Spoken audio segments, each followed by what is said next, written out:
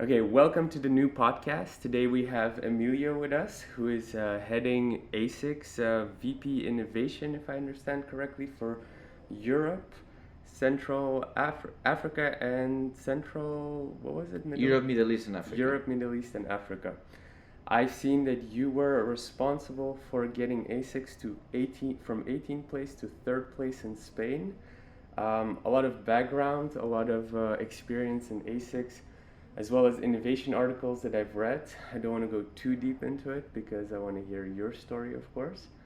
And I would like to start this way with asking what I always ask, which is, how is your childhood like? Where did you start? What led to the mindsets that you have today? I think all in life we have a lot of things that bring you to that place. I think long time ago with my family I was traveling abroad and that opened my mind. But maybe one of the things studying engineering or studying MBA things can open your mind. But I think what really bring me to this is being in positions that let me be a startup inside a corporation sometimes. What do you mean with that? I've been in when I was joining ASICS. It was they hired me to take the distributor business that moves to the multinational. Means they buy the rights to the distributor, and they want to convert in a multinational. And the company before I was doing the same. Then in fact this kind of position is you have to be startup inside the corporation. You have to follow the rules of the corporation. You have the guidelines, but you have to move like in a startup. So what was the company before ASICS? What did you work on specifically then? Before ASICS, I was working in Life Fitness. It's a fitness equipment company. It was an American brand, I see. Yes, and before that, I was with my family creating our own business also. You were in a family business? Before that, yes. I've been in all spectrum of ranges and sizes. I would like to actually dive deeper into the family business. So, can you maybe shape a little bit of the story of how you first entered it, and then maybe the history of the family business as well? I think long time ago it's the time that it still was not called a startup because the startup name is very thing, and we create a company for recycling bottles of water, and from that it came a second company that creates with the protocol of recycling flooring systems, and we create flooring that we sell created with recycled material. So you were selling the bottles and the flooring? Was with bottles and with the covering of the cables. Then it was several recyclings, and with this recycled material we were producing. And who came up with it? It was an idea of my father. Then I was the guy on the back selling and doing the marketing. So you joined at 18 years old, or how did it start? No, before I worked in another corporation, but I was around 26 or 25. Yeah. So, and to give context for the listener, so what year was this all happening? Oof, long time ago. Let's say it this way, a long time ago. I even don't remember. I think I saw the 90s or something. Could correct? be something like that, yes. So you're working, because I think at that point you just graduated, and then you worked at this corporation, and then your dad just comes to you and says, hey, I need your help, or what happens exactly? Yeah, he was creating that company and he needed help, and it was opportunity. So usually my experiences with family business is, again, that's me. I spend 3 days and then I need a break. So what is your perception like? I think that's real. I think it's nice to work with families. Sometimes it's good to work abroad the family, and you need to demonstrate yourself. One of the reasons that I was out is that because I need to think for myself that I can do things outside. But it's also important, and I think I could be more years there because we create two companies. Each one was in one company, and then let us a space. And how did the growth go once you joined in? The growth was really good. I think the challenges you have when you create a company, it's always the same. You have to have a good quality, you have to have a good finance, and this kind of things is what is tough when you create a company. So let's dive like a little bit deeper into that, because to me that's very broad. Like you have to have good finances, good quality. How did you know the quality was good? How did you make sure the finances were good? I think the first thing you have to think is that the years that we're speaking doesn't exist, the VCs and these kind of things. This is something that came much later, and means finance-wise, what you need is all business that you create. Almost, I cannot tell all, but main of the business that is a creation, they have some years that they need a cash flow negative to create the business. Then you have to be covered on that. And on the other side, quality-wise, is I think. We all know what is an MVP, we all know what, but sometimes there's a minimum that you need to be able to launch things properly. So, and sometimes you make mistakes. Can you give an example? No, for example, in the company we make some mistakes on the quality. It was a good product, but sometimes was not giving the right standards, and this make you learn. How did you know? Like, was it when customers are not are happy? That's the main indicator of any business, I think. So how did you track that customers were not happy? Because nowadays there are reviews online, but back then there were no reviews. I think in marketing, in sales, nothing is invented. Always the same. If you go much years before I was born, it was the shop in the small village, and that guy knows everybody was happy or not. Knows all the gossips, knows everything. Then things that has changed with the time is the way and the reach. Nowadays, anything is in a second. There is a review, but a long time ago also was the option to listen customers, to speak with customers. It was much more complicated. So you would call them up, or you call them up, you follow up. If you really focus on customers, you do it. That's in the internet era or the before internet era. So let's say now you look back at what you did back then to now. Do you still use some of the older methods? I think let's say their bases. Their bases are the same. The methods are different. So how are you?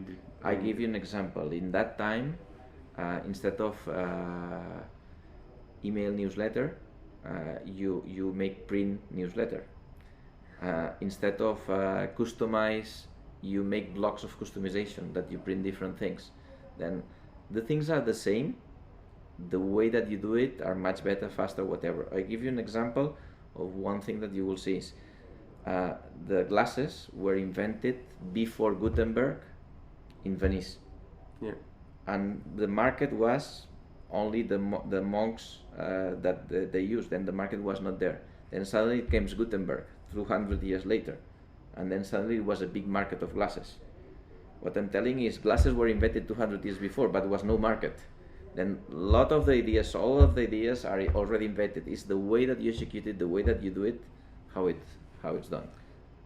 I mean, that's partially like what the job is of innovation then, no? To make sure that you innovate in a way but also communicate it to the masses somehow.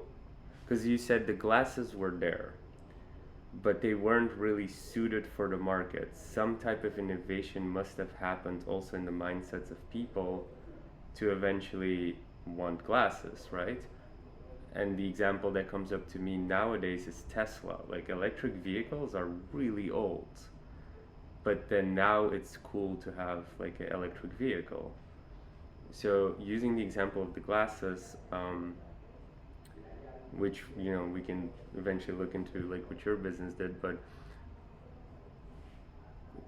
considering your position in innovation, like how do you feel you do innovation then that really creates products for fitting markets? I think the first thing is you do not have to assume, and assume I think is the biggest problem of all companies. First thing is you're speaking about electric cars. Electric cars, the biggest limitations before was the batteries, still there are, the chargers, because the motor is older than the gasoline. But things are changing, and I think one of the things that we have to have in innovation is do not assume, because one thing that did not work 2 years ago, today is the same thing. Every day is changing things, technology is changing, and things are different. For example, with the 5G, a lot of things will completely change the assumptions that we are doing. And these kind of things, I think, is one of the roles of innovation, is we have to match two things. One thing is if customers are willing to buy it, the most important thing is the one that pay us, and second thing is technology is ready for that. And then you have to adapt both things. Okay. I wanna still keep for a second with the family business because to me it always is intriguing, the family business. How long did you stay there eventually? If I'm not wrong, in two periods, it was two periods of 3 years, around 5 or 6 years. Yeah. How has the relationship with your dad evolved? Has it become better because of it or worse? It's been always good. The key thing on these kind of things, you have to be very clear what is the barriers, the limits, where you bring work at home or not at home, these kind of things. And but this is the same with a lot of the startups nowadays. Some of the founders, they live together because they are doing the business and they have to know the barriers. And if it's not a barrier, it's when people get burnout, when people has illness, and a lot of things. Then that's the same thing. So how did you do that with your dad? What was it your dad who said no, these are the limitations, or was it you? I think it's a mix of both, and I think that's depends on the personality of the people. If you know how to express yourself and you know how to tell what is good or bad, then you have an advantage. Okay, so can you give an example of one barrier that you implemented that worked really well? I think at the end you have to think that in job it's really important that you feel that you can do your things. Means and nobody likes to feel that they are obliged to do something or whatever. And sometimes when you have trust with the other, you're forced to do something. But this applies for multinationals, for startups, for everybody. Then I think it's good to understand the motivations of the others and to put barriers where the limits of who decides what. So can you give an example of what you did with your dad? No, I give an example. If I was in charge of sales and marketing, and he was in charge of production and finance, it was good to share. It was not good to claim. It was good to decide. Okay. It is good to understand what is the role of each one, and the same applies for any startup nowadays. You have a CEO, you have a CTO, and sometimes the definitions are so tight that could be fights because it's good to share, it's good to make a joint decision, but then somebody is taking the lead, and it's not good to have somebody in your neck telling you're doing a good or bad job. Yeah. So clear role allocations. Yes. So okay, then from my perspective a little bit the question, what if you're the CEO and let's say I mean I've seen quite a lot of startups pass through our program, but so you're the CEO and you have a clear CTO completely in charge of the app or platform, but you still seem like you want, something different implemented, and you want that, and you want that, and you have like discussions around these things. Based on what you just said, role allocation, the CTO would say to the CEO, no, like that's it. I'm not telling exactly that. What I'm telling is there is a time to challenge, a time to agree, and a time to execute.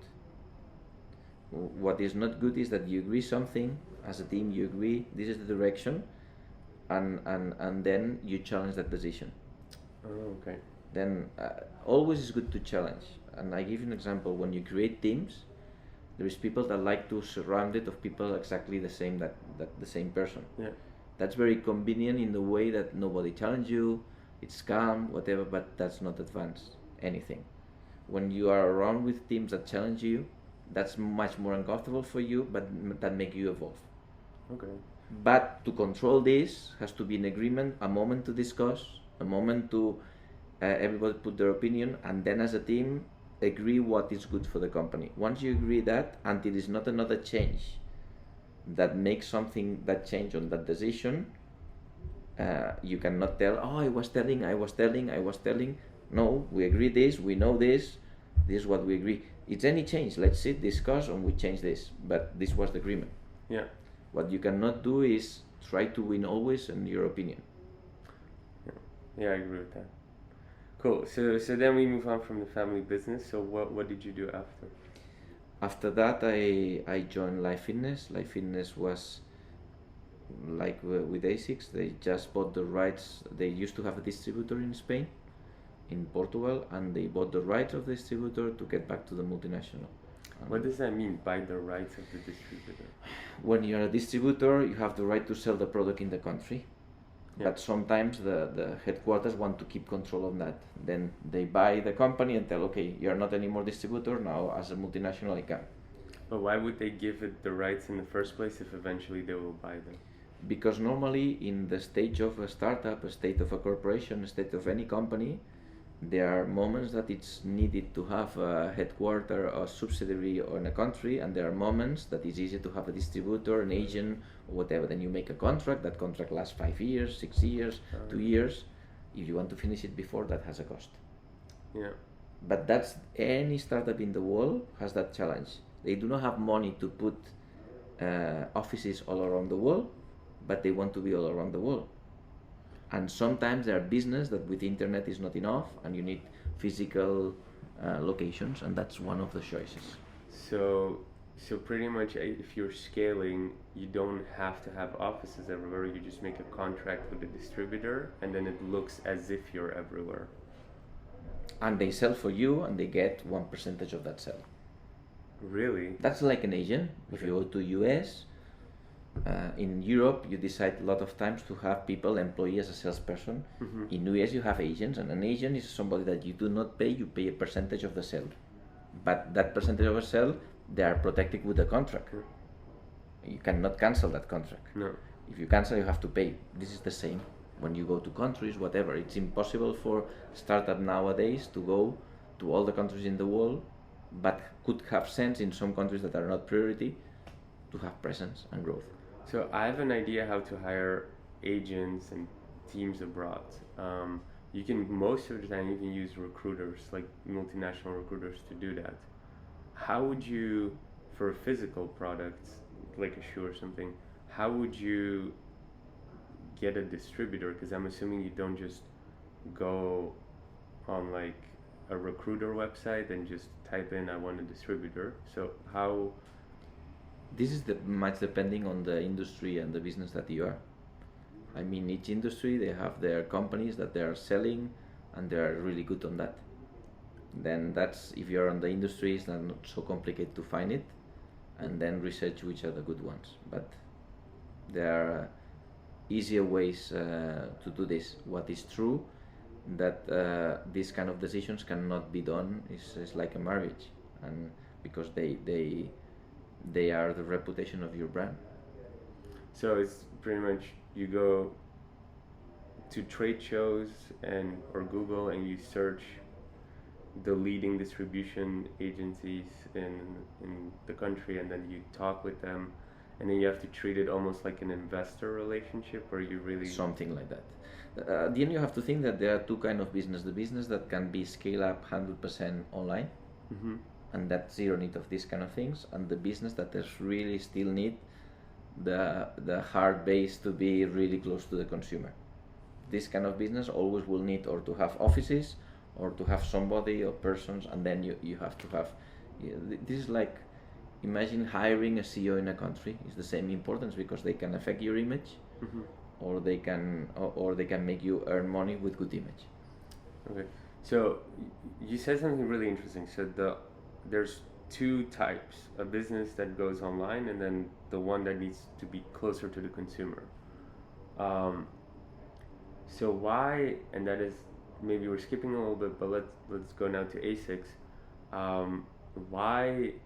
I feel like that could be a business that is fully online. Why take the choice to create stores and closer to the consumer? Why not maybe create like a hype online or something, or get influencers? You have to, once again, you have to differentiate two things. 100% digital product means the day that we can print in a 3D printer a shoe in your home, Mm-hmm. what you're telling is going to be 100% real. You will need no shops. Okay. But that's very far away. But any business that you need physical products, even Amazon now is putting some physical shops. Really? Amazon has opened some supermarkets, have some physical sure. shop. They need showrooming, because still people need to have an experience and touch. And I give you an example. If you are a runner, which is the right shoe that you like? And you can be recommended, but at the end it's a feeling that you need to feel and know. And you have to test the product, then you have to receive the product, you have to test it, you have to validate it. And you can do it shipping product up and down, Yeah. or you can go to a shop, test it, and know it, which is the right one. But I feel like Zalando really like figured that part out, which is the shipping part. with a huge cost for them. Is that's actually the interesting question for me. Like, is that cheaper or more expensive than having a shop like ASICS has? Depends the business, depend where you have the shop, depend the product. If the product is very heavy or very volume, the transport is higher, the employees are higher. I think it cannot be reply on everything. Mm-hmm. I think it's very. The good thing is, remember when internet came, they told TV is going to disappear. TV is still there, only it's moving to internet move. Yeah. Radio is still there, it's moving. What I'm telling is, e-commerce is here forever. It's not going to change. Every day is going to be more, but people still need experiences. People still need some touch, some feel, whatever. We are persons, and the mix of both things is we have to find where it is. It is not black and white TV. Yeah. It's not the only on demand. It's a mix of things. Yeah. There, when you see a football game, it doesn't matter if it's on TV or it's online. It's the same. You see it at that moment, not when you want. Yeah, Then there are things that are going to happen in one place or the other. Then I think that we have to put in context is, I think in this time we feel it's only one way. There are a lot of ways. Anybody can do everything. It's how you do it, in the moment you do it, the result that you have. Yeah, I agree. So, okay, back to Life Fitness. So you went from family business there, so tell what happened. Okay, it's a completely different business. It's a multinational, American, with rules like G-SOX, that was SOX, Sarbanes-Oxley. That means that you have a stock exchange company, you have to control a lot of things, rules, procedures, whatever, but at the same time you have a really small company, because sales are really small, because you just bought it, and you have to grow it. And it's interesting because you have the two sides. You have, let's say, the knowledge of the big corporations, that they are really good on procedures, maintaining resources, knowledge, and on the side you're managing a really small company that you have to grow. How big was the team? We create the team from zero, because we start from zero. We have to. It was 2-3 persons that was from the previous, but we have to create it from zero. Then create it from zero to make it a reasonable business. So, okay, and how long did it take you? I was 3 years and something until I moved to ASICS. And what happened in those 3 years? Growing double digit every year, increasing on people, on sales, on profit, and learning a lot. So by the time you left, how big was it? There are amounts that you cannot tell, because in this you have confidentiality agreements, but it was some millions. No, not the revenue, the people, I mean. And people side, I think we finished with 20 something persons. Oh, so you built everything from zero in 3 years. And then, so what were like the biggest learning lessons? I think that the biggest learning is, first it's not a good or bad strategy, it's the strategy that you can apply. Because what I mean is, when you think big company, you are going to do things it, but the reality is you're a small company and a big company, then you have to adjust your strategy. Mm-hmm. Second thing is the importance of people. I mean, when we will speak suppose later, but when I see now a lot of startups, I think they fail for the people side, and not because they're bad, because they do not take in account the two criteria that are important. First thing is the role of the founder in each phase of the startup is completely different, and sometimes they do not realize. Initially they're really product focused, raising money. In the second phase they create the team, they have some traction, and in another phase they have to be leaders, and it's completely different. Make a product, raise money, than be a leader. Some of the startups fail for that because the founder is not evolving. And second big failure on the people side in the startups is because they do not realize on the importance of the people. They just receive the money and they start hiring. Okay. But people change the culture. If you do not hire correct, change culture, change ways, change the company. So how do you hire? I think the first thing is you have to know very well, and we, for example, in ASICS we hire basing 3 criteria. The first criteria is, does it match with the culture of the company? And this is as important if your CV, your experience is really good. But how do you know what the culture of the company is in the beginning? We use psychologists for that. We use our long-time experience. But the first thing, you have to have very clear what is your culture. If you do not know it very clear, proven what it is, you cannot find it out. And so what are some basic steps some of our listeners could do? I think the first thing is, what do you want to be as a company? I give you an example. ASICS means Anima Sana in Corpore Sana, sound mind and sound body. We are not about winning, we are sound mind, sound body. We want to make a sport, and through sport we want to make better people. Then in our culture, we want to grow, yes, but with rules. In our corporate culture, following the rules, being good with your colleagues, learn from failure, improve, it's very important. In other cultures, it's only important to be the first, to win, whatever. If you kill the others, you don't mind. It's good or bad, is your company culture. Each one will feel that their culture is better. Then the first thing is, you have to define very well what is your company culture. What do you want to be? You want to be a charity, or do you want to be a company? If you are a company, what is your aim? What is your purpose? And with this, you have to hire people that match these values. I give you an example. Personally, if I change of ASICS, I will not be able to go to a tobacco company. A what? A tobacco company. Tobacco company. Yeah. Why? Because I don't believe on unhealthy life. Yeah. Then if they want to hire me, it will be not a matching culture. In others, I will be 100% open, but this is an example. Then culture is the first thing. Second thing is how it match with the team. There is people that could match with the culture, but the way that they interact with the others could damage the rest of the team. And a clear example, if you have a football team, they are really good players, but there are some players that add more value to the other players. And there are some players that they play really well, but they kill around the other players. Then this is really important. And for that, you really need to understand what is the strength or the weakness on your team and what this person complements. So how do you spot people like that? I think once again, you have to make a lot of analysis of your people, strengths, weakness, and starting for yourself, what are you good and what you're bad with. You're saying analysis, like, are these psychology tests? Like, what are you doing? We're doing psychology tests, we're doing a lot of working dynamics, a lot of teamwork, where you can see how people work. So like workshops? I think there are a lot of, nowadays there's a lot of ways to analyze how is your personality. There are basic things from like the colors, the red, the blue, blah, blah, blah. Yeah. That's one example. But there are a lot of things. Is whatever you use, you have to use it in a way that you're consistent all around.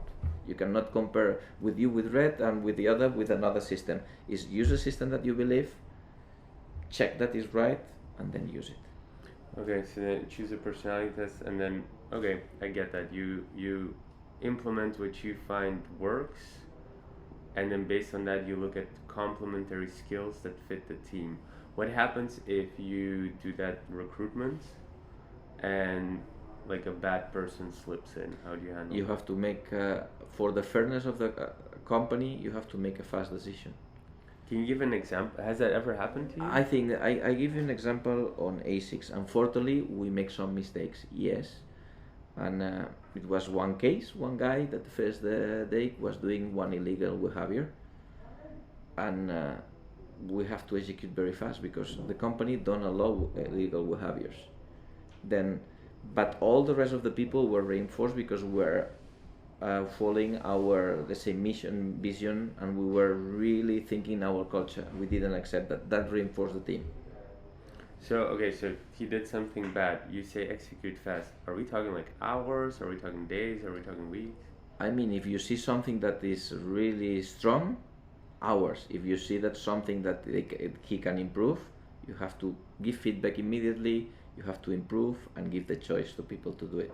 What I'm telling is at the end is, first thing is you have to have a strong process. And all these conversations start because we were telling they make mistake starters. Why they make mistake? Because suddenly they have to hire 100 people. And when you make 100 people hire without processes, without role play, lot of tests that you can make in a person, and you hire, oh, this CV is nice, I hire this person, the consequences can be really high. But what I'm telling is, Many of the growth stage startups, they have to be prepared to be in growth. Means they have to decide how is their hiring process to avoid these mistakes. If there is a mistake, what is the process to solve this person to make them on the right track, or if it's not possible, how to be out of the company. Then for me this is crucial to think that is not having the money, is not hiring the people, is how you do it is even more important than these two factors. So do you advise founders to then do it themselves or hire someone experienced or get external? I think there are two things on this area. External experience and processes and knowledge from outside, it's really highly needed. At the same time, it's your company. In my two first roles in ASICS, I've been in the last meeting telling the yes or no of each person, because at the end that could change the culture of the company. Really? Then means that you have to be in all processes, means that with the time your team is able to do all of this, yes. But in a startup that at the beginning there are so many new persons, founders has to be involved. It's part of their company. Cool. And it's that's why their role is also changing. They have not so much time. If they have to hire, they have less time. So have you seen, I can imagine as innovation, you've probably seen a lot of startups go through. Have you seen like really good stories and really bad stories that you could share? I think that the bad stories always is founders battles within them, that they broke and they have to split the company. That's the worst. Why do you think it happened? I think because this is like a marriage. Before marrying, you have to know who you're going to work with, and you have to see if they complement. You have to understand what is the strength and the weakness, and it is the same that I was telling for hiring a person. Even is the most important. If each one, if they do not have, let's say they have personalities that cannot match, this is going to happen. Mm-hmm. And you have to think that in a startup it's extremely stress. By definition, startup equals stress. That's by definition, you cannot change that. Even for because the startup is going well or because the startup is going bad, it's a stress. All of us, when we are put on the stress, our personality goes to the limit. Mm-hmm.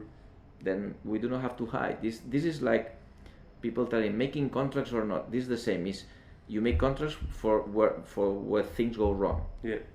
For founders, the same. You have to analyze when things go wrong, how it's going to have both, and then it will happen. Then you have to be ready for that.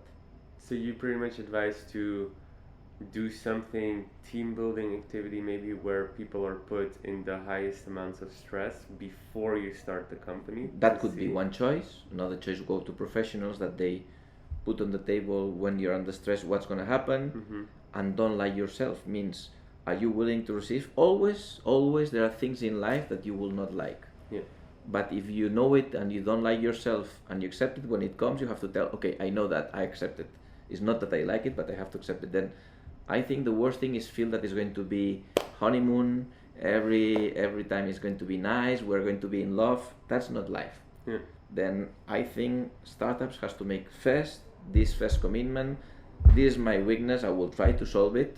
This is my weakness, I will try to solve it, but just in case we have to be patient on that side. Okay. So, back to, so you finished your 3-year stint. What happened? Did you finish it, or did ASICS recruit you?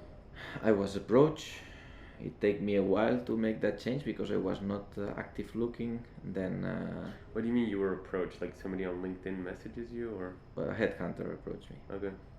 Then, and for me, it was starting again from scrap. It not was scrap because it was a bigger company, but starting to creating was okay. It's like creating a new startup.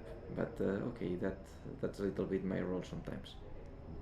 So, weren't you? I see this a lot, and I have to be honest. Like for me, it's also a little bit harder because I've started my company 6 years ago now, and it became like the scale up, and then we started this event, and it became really big, really fast as well. But after a while, it kind of gets tiring. Didn't after a while you've had the family business, and then you did this. Weren't you like tired of doing it again, or what was your thought process? I think it's not tired. The word is that you learn and you know what you want to do and what you don't want to do. I think there is, in any job in the life, there's good things and bad things. That's not exactly the perfect thing. But there are things that for you are barriers, you know it, and you try to avoid it. I think that's what will give you experience. I think one of the problems of the society nowadays is that all young guys has so much knowledge, even more than older people. The only difference is experience. Experience is like a machine learning. You have a lot of data or not data. All the people has more sets of data, Yeah. and the algorithm has evolved a little bit. But knowledge-wise is not the issue. But that experience give you knowledge what you have to do and what you don't have to do. So you were more like eager to use that new acquired knowledge to implement into ASICS, or? Yes, and I think the key thing on this kind of things is your mentality. And my mentality is always if I like the project, I put all my skin on the game, and I do it deep. But that's, for me, it's important to choose the right project. What was it about ASICS that attracted you that much? I think ASICS, funny things and personal things is when I was really young, I have a T-shirt from ASICS, but when I was in Spain, people was calling ASICS instead of ASICS, and I was thinking, oh, this brand is in Spain is not represented in the way that deserved. Then I like this challenge. Then I take the challenge, and we were a lot of years growing double digit, moving from the third brand to the 18 brand to the third brand. Has been really interesting until I moved to the new position that even has been more amazing. What were the steps? So you joined ASICS because I'm assuming you weren't. Yeah. What were the positions? What were you doing to get promoted or to get it from 18 to third? I mean, basically, is in ASICS I passed 4 positions. The first was managing only Spain. Yeah. After managing Spain, I took Portugal. Portugal was a country that was losing money. Was it Spain and Portugal, Yes, or just Spain and Portugal? And then what we did is put in 1 year to make profit that country. So, but what's your position then? I was general manager of Spain. Then I took general manager of Spain and Portugal. Okay. And then after several years, then 4 years ago, I take also France as part of the business. It was a bigger country. It was interesting and different culture, much more bigger subsidiary than Spain and Portugal. But for me, it was really interesting again to learn things and learn different ways to do things, learn how you, when the organization is much bigger, how you can maximize the knowledge around the people, how you can make using the senior people in the way that you can maximize that, and that's not easy. But I think that the first thing is understand different cultures, and that's not the basic assumption. It's not the same working with Japanese that working with French, that working with Portuguese or with Spanish. It's very different. And I give you a personal example. When I arrived France, I was perceived as a little bit aggressive. When I'm in Spain, I'm not as perceived as aggressive. And the reason is because there are a cultural code that when you start a meeting, you start making an informal 5-10 minutes. Mm-hmm. How's the day? How is what? And I was out of my home 3 days, and I want to go very efficient, and I was perceived as aggressive. Then until I realized this make meetings much more efficient, because that 5-10 minutes make them connect, and then they were more active to work. Then I think it's not good or bad. It's understanding what is the others, mm-hmm. understand how people goes, and then try to use all resources. And what I was all these games, because what we are telling how you make more efficient this. And I think the good thing on having 3 countries is that you have really good people in each country. How you can use the brain of that people on the other country on what, and how you do it without losing the local knowledge. And I think that was the key thing.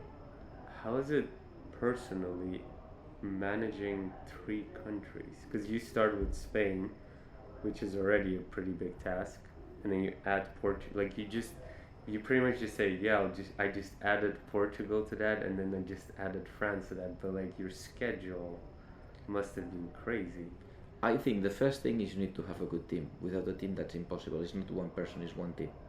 And then that makes a difference. The second thing is this is like making a sport. You can run 5K, then 10K, half marathon and a marathon. The more you are trained, you can more. Let's say if the first day you take that size, maybe you cannot do it. Yeah. But for me, team is the most important, and with a good team, you can do whatever it is in life. Second thing is training help you to be more ready. And what you're telling is, I do not agree with the gender thing. I think a gender is a mentality thing. Is if what is your role, to do everything, or your role is to lead people, to help people, support people, and to make a good strategy that help them to go. That's the change in the role of the leader. I mean, if you want to do everything like you were doing before, check every ad, check every offer, check, that's not possible. You have to trust in your people. That's why you have to have good people. Yeah.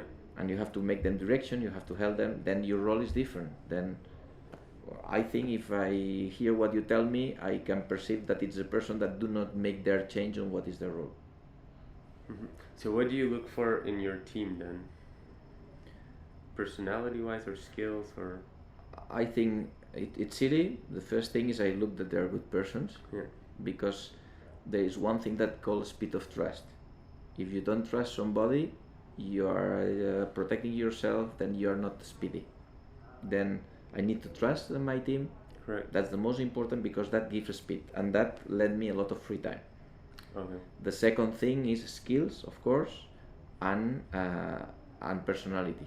Both things are important, because complementary of personality, there is people that is very detail oriented, people that is visionary, people that like repetitive tasks.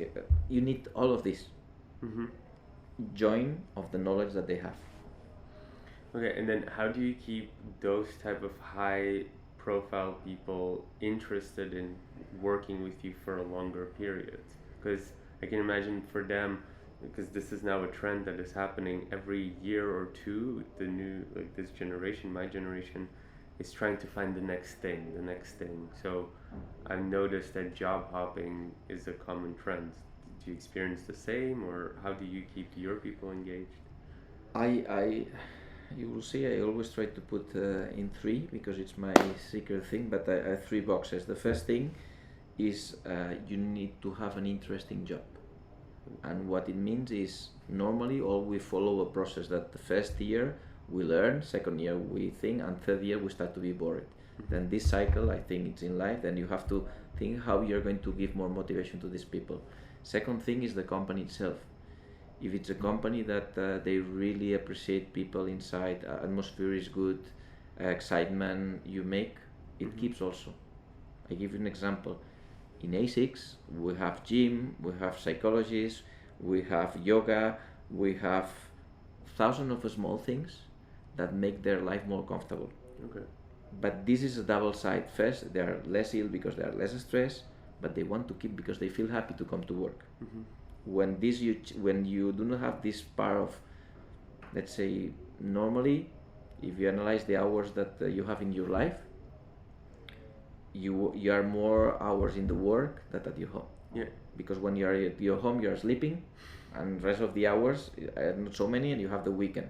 Then if that hours are really bad for you, that's not good. Then having a job that is compelling, having a place where you can feel comfortable, feel like home, and knowing that it's not a charity, that is a company, means that you have to be a company. And third is make challenging and ambition and direction. All of us, I was telling myself, I motivate myself because I have a clear target or I have a clear direction. People has to have an ambition to do something. And I think with this new young generation, if it's no sense, if it's a company that it's only for money, they will not do it. Has to be a sense on the back. In our case, that is Anima Sana in Corporate Sana, we want society to be better through sport. And that's a good aim. So then how do you, so now we're obviously in ASICS, so how do you implement that in ASICS where you really, I mean, that's a bold statement, and if you look at the other companies, like, you know, the other big brands, I can imagine all of them are trying to do something similar, but for me, ASICS, I remember my first memory of ASICS is my uncle, who was like a big brother to me, said, if you're buying running shoes, like drop all the rest, you gotta get ASICS. So that's my earliest memory, like when I was less than 10 years old. So in my mind it was like, oh, ASICS is always like the good running shoes. But you're saying like you're implementing all of this for your employees. Like this new generation isn't just about the running shoes. Are you doing like charities, or like, I can assume only the yoga isn't enough for them to come? Everybody's doing yoga nowadays. Reply yes, we have some actions that we give shoes, and we have some charities in UK that we're doing. But I think what is important is, and that's for me, that's a personal opinion, not a company, a personal opinion. I hate when companies does things for marketing purpose. Yeah. I think if you really do things because you're really do it with good sense, it doesn't matter if you do it in a charity, if you do it internally, whatever. I agree. I give you an example. If you really want to be perceived as the best company in running, you have two ways to do it. One way is to make a big marketing bluff and make you feel that you are the Coca-Cola because you have a brand here, or really make a good product. I believe if you make really good product that you believe, even you do a bad marketing sometimes, you have more to win, and it's more aligned with what I think. For all the rest is the same. If you do things, you do not have to do things because it's a marketing or a bluff. You have to believe it. And sometimes there are some companies that make clean washing, and they do a lot of charities, a lot of things, and after they make things that are not legal. Then I think you have to align everything and do things that are authentic and real, because with the active society everybody will find the reality. True. Yeah, especially now with the whole PR disasters that are happening every year. It's better not to do things than to do things to cover what you're doing wrong. But that's my personal opinion. So let's go deeper into then your ASIC experience. You started growing. What happened after friends joined into the company? We were growing, and then Europe was making a change in the format they want to organize, and they were proposing me several positions, but I was very clear that I want this new position. I think ASICS, as you said, has been amazing, developing the best shoes in the market, no doubt. But the reality of the market is different. The reality is that even Google says that they have more good engineers outside Google than inside Google, because the world is so big that you have to look outside. Then my vision was, I want to look outside. We have a good department inside that is doing the best shoes, but we have to look outside what is going to bring us consumer preference in the future for the sound mind, sound body. And I was lucky that we have a CEO that believed on that, and we create this department. So what's the department, can you elaborate? Basically what we are doing is, one of the things that we are doing is we are collaborating with the startups. We finished just the second batch of acceleration program that calls Tenkan 10. Tenkan 10 in Japanese means the tipping point, and we want to be the tipping point of the startups that are on the they want to have a growth phase. So you started pretty much an acceleration program within ASICS. Yes. And you attract sports startups? Or? What we extract is everything that is inside our name. Anima sana, incorpore sano. Means everything that is inside the sound mind, sound wall. We are not so focused on shoes or whatever, but we are focused anything that it's a sport and health and wellness. And then they go through your acceleration program, and then they can roll out internally to your employees? Or? Yes, basically what we make is 3 areas of working. One area of working is the standard one of acceleration program. We work with a business. For that we have entrepreneurs in residence that used to be successful startup founders that help others to do, plus mentors, plus program, blah blah blah. Business side. Second part is we focus on the people side. Due to our experience in growing business, we really focus on them, on the founders, how they have to evolve, understand the phase, and what they need to be prepared to scale. Hiring, methods, blah blah blah blah blah. They have not. We do not tell ours. We make them think what they need to do to make it happen. And the third, not least, is working with ASICS. And working with ASICS could be using the knowledge of ASICS, could be using the distribution of ASICS, could be that ASICS is a customer of them, could be that ASICS sells their product, could be that depends. Okay, so bold question. Why would you do that if you're like, why not just create challenges where startups can just sign up and work with ASICS or something? Or why not just have a venture fund that invests in startups? Why create an acceleration program? Okay, good question, and it's not a perfect answer for this, but I will tell you my logic behind. First thing is, as a corporation, you have to understand what you can help and what you can help. I will put 3 areas and then I will develop. Second thing is, you have to make a collaboration with a corporation is extremely difficult. Mm-hmm. And third is, there are some startups that they have a good product, but their finance on the back or the business model is not ready and they can fail. If I mix all of this, what I mean is, imagine for a corporation that I put you money. Okay, I can lose the money. That's a problem, but not the bigger problem. But I put my reputation, my image, and your startup close, broken, and in the middle of that's a problem. Yeah. Then the first thing is, as a corporation, we're highly interested that the startup belongs as much years as we can. Not for buying the startup, Yeah. but if we make a collaboration, if the startup is successful, we're going to have a long-term collaboration. Yeah. Then that's number one of the acceleration thinking. Mm-hmm. Second thing is, making a project with a corporation is not easy. I always tell the same, but there are two. Theoretically, to make successful a project with a startup, a corporation, you have to make two things. You have to reduce the speed of the startup. You have to increase the speed of the corporation. Because if you try corporation to go at the speed of the startup, or startup at the speed of the corporation, this is going to be a disaster. Why? Because corporations, by essence, cannot go at the speed of a startup. No, yeah, And startups, if they go at the speed of the corporation, they will not be a startup anymore. Then, doing this, it's a lot of psychology, and you can do that during a acceleration program. Working with them 4 months, you can make like the Google translator of the corporation and the startup, and you can speak both languages, and you can tell this side and can try to connect. If you make a challenge, they come one day, they see every 1 week, and they speak different languages. So the accelerator program is actually that thing where you slow down the startups and speed up the corporate. That's one part. And the last and not least is, you have to think on what you can help. In our case, what we saw is we don't want, or we try not to help too much on the product. We want startups with product market fit, that they have the product, but we have contacts, we have network, we have experience on the sector, and we have reach. Yeah. And then this, in a challenge, you cannot do it normally. When you make a challenge, it's a very early stage thing. Yeah. And if you want to do marketing, it's incredible good. You make a lot of noise, you make a lot of marketing, and that's really good. But until it happens, it does not match. In our case, what we thought is, where we can help. Okay, you're almost ready to scale. We can help you. That's not a challenge then, because a challenge normally it's an early stage. Yeah.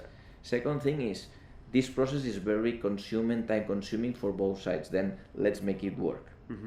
And third and not least is, we want this collaboration to last a lot of years. Then if we help you to have the right finance, we help you to have the right business model, we help you to be ready for growth with people, that's where it comes the logic of this. So that's why so many corporates are rolling out accelerator programs. That's assuming, and I don't like to assume. I don't think they make this analysis. I think each one make our own analysis. This is our analysis. Yes. This is my point of view. I don't think so, because if you see the acceleration program, a lot of companies, what it does is they hire to a third party and they use it as marketing. In our case, what we did is, we do a team that has knowledge of both parts, and then we hire people external that help us with the startup world. Then I saw a lot of programs. If you analyze, there are not so many successful on the world, but the main reason is because, as I was telling very early in the beginning, you have to make the strategy that is good for you. Yeah. And in our case, we saw, okay, it's very difficult to make a collaboration. We don't want to make it as marketing bluff, because if not, that's very easy. Yeah. You bring 100, news, but that's not the purpose. We really want to find the long-term view. Agree. Cool. So, what is like the most exciting startup that was that came through the program that you thought was? I think we have to understand how we did it is the logic on the acceleration program, because there are Wait, do you equity invest as well? we have a small peanut, but we're really startup friendly. So you take a small equity, but do you also give money for that? Okay. And we are able to make follow up, but this is not the most important for them. Yeah. And we have to be careful because sometimes we can be a barrier. But if we take the logic of a normal acceleration program, is what they need is to have a lot of startups, because by the statistics, 5 will die, blah blah blah blah. We try not to be on that statistic, and our idea is we choose 5 to 6 per batch. Until now we make 5, but we have a limit of 6. Mm-hmm. And we really customize it and we put a lot of efforts. But it's like hiring. Yeah. We make the same concept. Is the process of hiring is really demanding. We check the people side, we check the business side, we check the product collaboration side, and we take the ones that for us has more probabilities to succeed. Sometimes you have the first edition, we have really innovative, but it's more difficult to make a project. Sometimes it's more up to market. You don't see it so innovative because they are in the growth stage. Mm-hmm. And Airbnb 10 years ago does not exist in the mind of the people. Yeah. And now it's common. Yeah. Then, but you can help more on Airbnb than 10 years ago. Then what is important is to understand corporations. They have to understand why they want that. It's a marketing, good propose, no problem. You can position for young people that you're innovative, that's good. But if you really want to innovate, you have to think which tools you have and how you use it to make it happen. Okay, so then now we're getting into the story of, so that's your current position right now. And you do that in all the regions that you mentioned in the beginning? Yes, we have the office here in Barcelona. Now is the second year, and we are like in a startup. Means that we can be here, or tomorrow we can stop and do another thing and change, because that's the role that we decide. Startup is one of the things that we are doing, and second thing is we make 2 tests for the corporation. The first test is we are testing business models that in a normal corporation you cannot test. For example, subscription, things like that, because they are not used. We create external internal team and we put it as a startup in the program to test how it works. That's one of the tests that we were doing, and the last test that we did is even more different. It's normally in corporations we have divisions. Mm-hmm. We take one small division, we take it from the normal business and we put it to accelerate them. But why we did that? Because when you're a small division in a big corporation, nobody cares about you. Yeah. But sometimes they do not have the flexibility to start. Then what we are trying is to make that mentality of making things happen in things. Then there are tests, and we know it's going to work. We don't know. We don't know if we're going to do it for a lot of time. No, we're a startup. Yeah. And maybe tomorrow we do not repeat the program, or maybe tomorrow we decide to change your job. That's life, and we're on this role and we accept it. So we're almost coming to the end then. What is your biggest lesson out of all of this? I think you can learn from every side. I learn a lot from startups and a lot of things that can be applied in corporations, and I learn a lot of things that from corporations that the startups can leverage and take. But what I realize is main of the problem is that people is not taking the time to analyze, and is neglecting that. No, I cannot work as a corporation. No, I cannot work as a startup. I think willing to change is the first step to doing it. Yeah. Then I think these 2 years with the startups, I see that companies with 0.0001% of our resources are able to do things. And on the other side, I see that as a corporation, we can give a value that we have to grant it. Our brand is granted, and we do not realize how much value it has. Yeah. I have a brand value working in ASICS, I will have another brand value out of ASICS. Yeah. And that's a reality. When a startup collaborates with the brand, they really can, it's more important than the money, than the project, be able to use that credibility. That's the most important thing that could have a startup from a corporation. I agree. And I think that's actually a really good closing statement to give. Any last words towards founders or startups in the impact area? I think I've been now 2 years dealing with them. I admire the energy they have. I admire what they do. I think they have to take, if they, from what I learned, three big things. The first thing is keep pushing. It was one guy that was telling how many times you have to try one thing to make it happen, and he was telling until you achieve it. The second thing is listen a lot. Don't think that you know everything, and then make your own decision. That's the third thing is it will come a lot of people that will tell you that's the clue, whatever, but they're not doing, they're consultants for you. You have to decide, but first listen. Then if you persist, you listen, and then you make your own decisions, I think that will succeed. I love it. Thank you. Thank you so much. That's You're welcome. If you liked this episode, you can check out our most recent one here. And if you haven't already, make sure you click here to subscribe and see the next one. But if you're interested in more tips and tricks, then make sure to join our Facebook group where you can find thousands of like-minded people and you get direct access and support to any business question from the entire startup funding event team.